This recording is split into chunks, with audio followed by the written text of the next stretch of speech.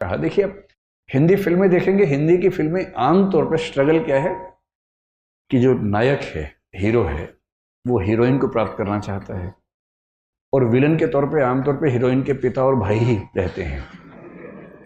कभी कभी कोई थर्ड पर्सन भी होता है जो प्रेम त्रिकोण का तीसरा कोण बनना चाह रहा है, ऐसा भी होता है। कभी कभी भाई या पिता वो नाराज हैं, ऐसा होता है। और पूरी स्ट्रगल ये है कि कैसे वो उनको कन्विंस करे।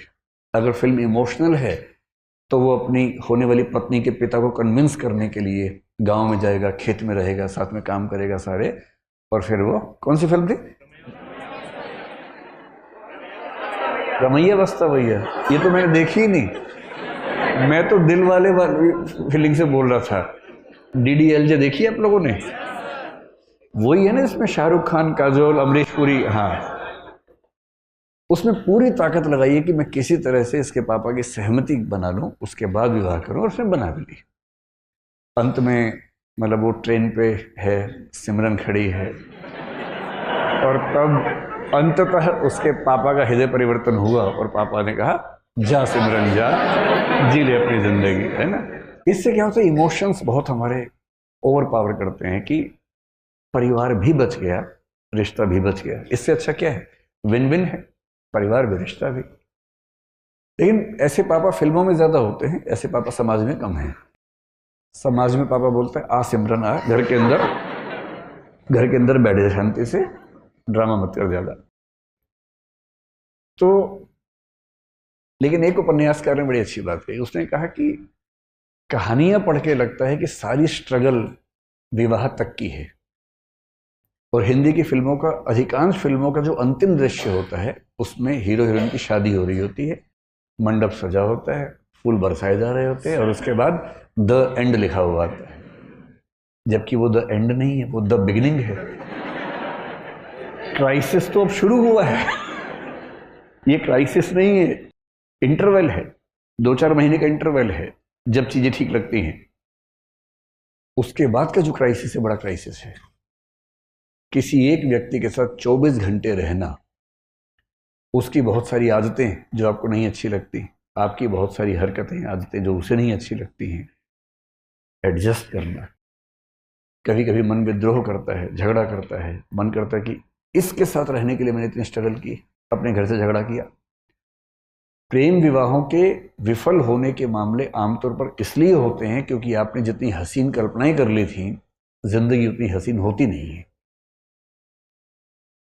जब तक प्रेमी प्रेमिका है, जिंदगी बड़ी हसीन है, क्योंकि करना क्या है, बाइक पे घूमना है, आइसक्रीम खानी है, गप्पे मारनी है, तो स्ट्रगल तो है नहीं। लेकिन विवाह के बाद तो फिर किराया भी देना है घर का, आटा भी खरीद के लाना है, दाल भी लेके आनी है, और एक दूसरे की कड़वी बातें भी सुननी है। जो पहले तो मीठी मीठी बातें होती थी। एक दूसरे को मेकअप के बिना भी देखना है, जो नेचुरल पोज है वो भी देखना है। अभी तक तो वो देखा गया जो बहुत अच्छे से बनाया गया था। दिन में 1 घंटे के सौंदर्य के लिए 3 घंटे तपस्या की गई थी, केवल वो 1 घंटा देखा था। अब तो बिना पानी, बिना धूप, वो जो मूल रूप है, अब तो वो भी सामने आएगा। हाँ, मेरी भी लव मैरिज है।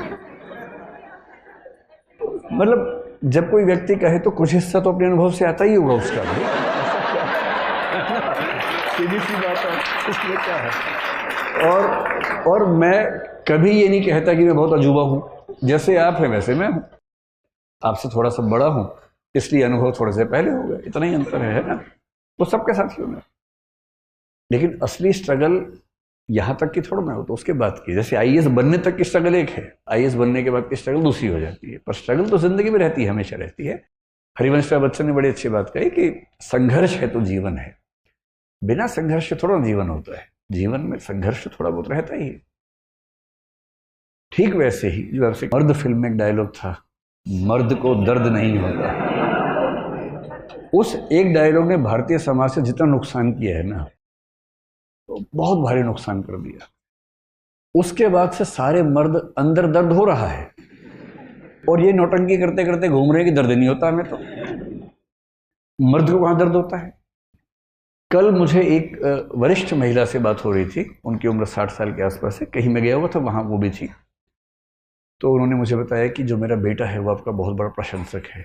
मैंने कहा जी शुक्रिया। तो आज वो, उसे पता होता कि आप आने वाले, मैं उसको लेके आती, आज वो आया नहीं।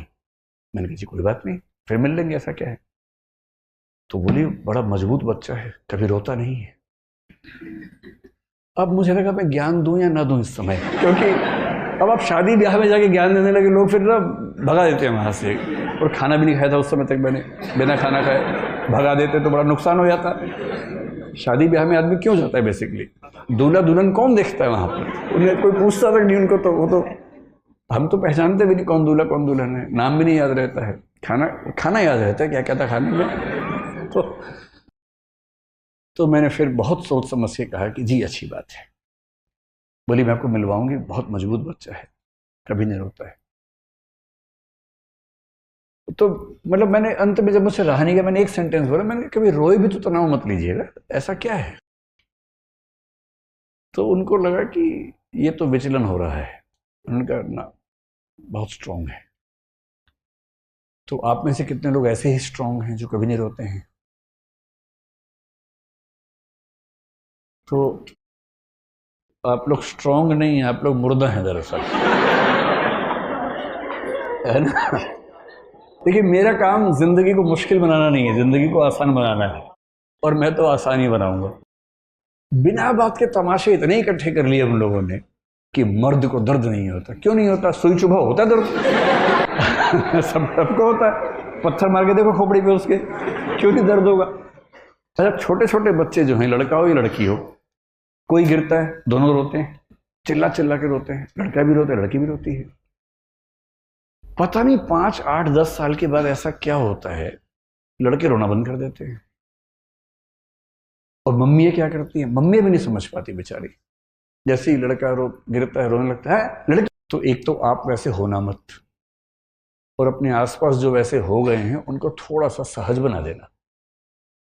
उनको कहना कि पापा एक आध बार रो लो ना यार, ऐसा क्या है, चलो हम दोनों बैठते हैं गप्पे मारेंगे, थोड़ा अपने मन की बात बताओ।